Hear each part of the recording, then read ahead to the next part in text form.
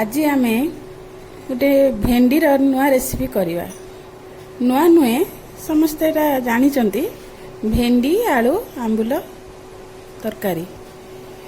वर्तमान आम भेंडी गुड़िक आम यहीपरि भाव काटिदबा आलू भी यहीपरि भाव काटिदबा तापरे भेंडी पाई आम यही मसला प्रस्तुत करिया सोरिष जीरा रसुण लंका आपण जेतिकी राग खाइबे सही अनुसार लंका नेबे ताकू आम ग्राइंडिंग करदबा।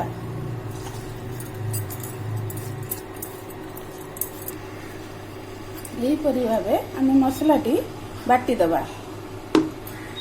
कड़े नबा कड़ेटी गैस उपरे बसे गैस टी ऑन करवा।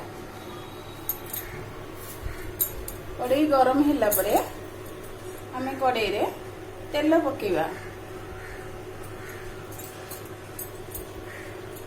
तेल गरम हो गले आमे तेल रे भेंडी गुड़ी को फ्राई कर देवा।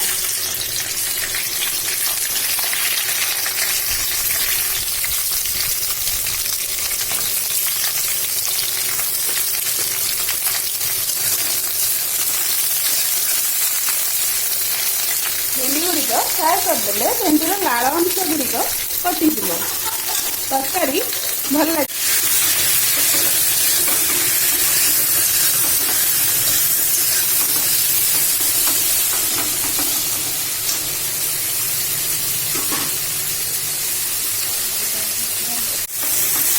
भेंडी गुड़िक फ्राए हो गला आम ये छाड़ी काढ़ीदबा।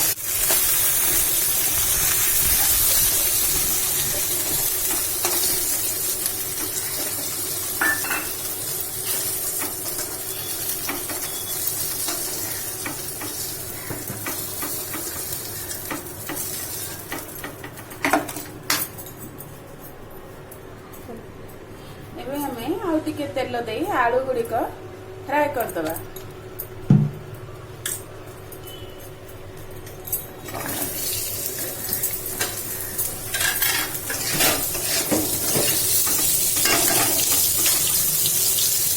आलू भाजिला बेले आमे सामान्य लुण टिके पकेदबा।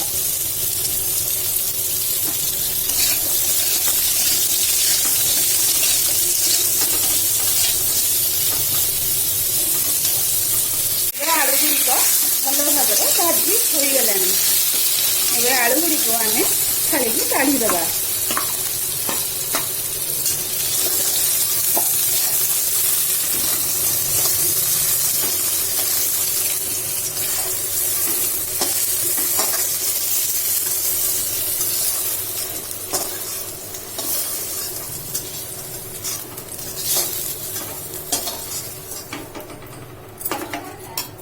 तापरे कड़े रे आमे अल्प टिके तेल नबा फुटण पकेइबा।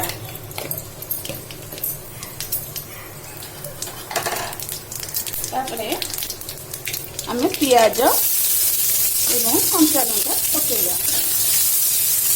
आमे बेसी लंका नबा नहीं कहीं आमे मसला रे लंका बाटी थिले गोटे लंका फ्लेवर पाई नबा। पियाज टिके लाल हो गले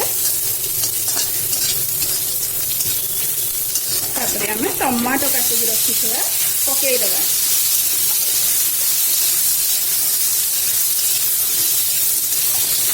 गैस सिम करदबा टमाटोटा टिके सिझापी। आम ए टमाटो सिझापी अल्प लुण दबा।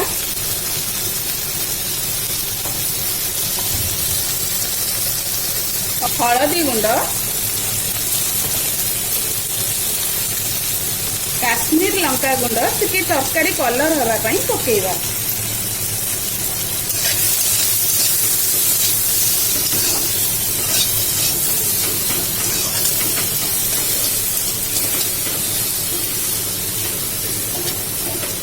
टमाटो गुड़िक खड़िका टिके दाबी दबा।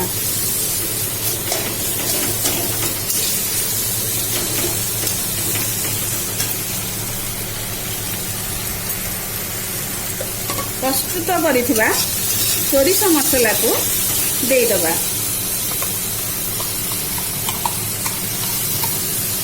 ताकू अल्प कषिदबा।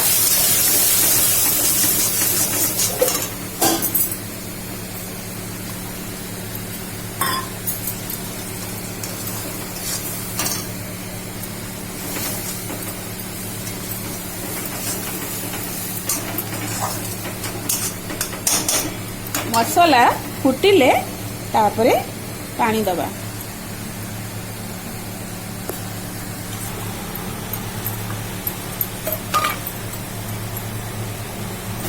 एबे मसला आमर होई गलानी। एबे हमें पानी देई दबा।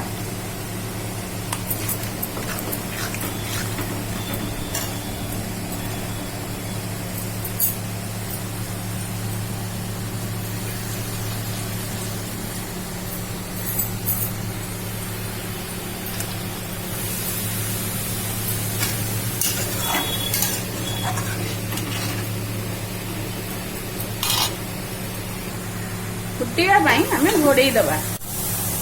एबे आलू गुड़िक प्रथमे पकाई दबा कहीं भेंडी सांगे सांगे सीझी जीव। आलू गुड़िक सीझापी टे टाइम लगे।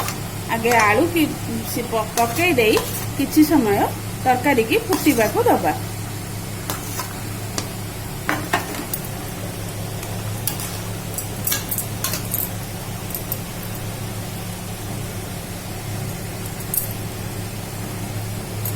लुण पकई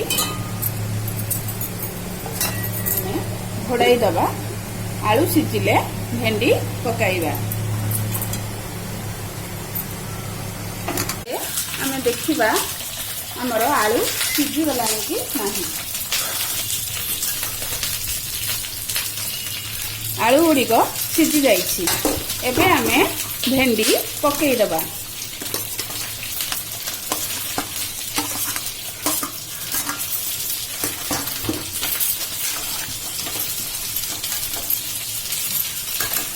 भेंडी सहित आमे आंबुल पकेइबा।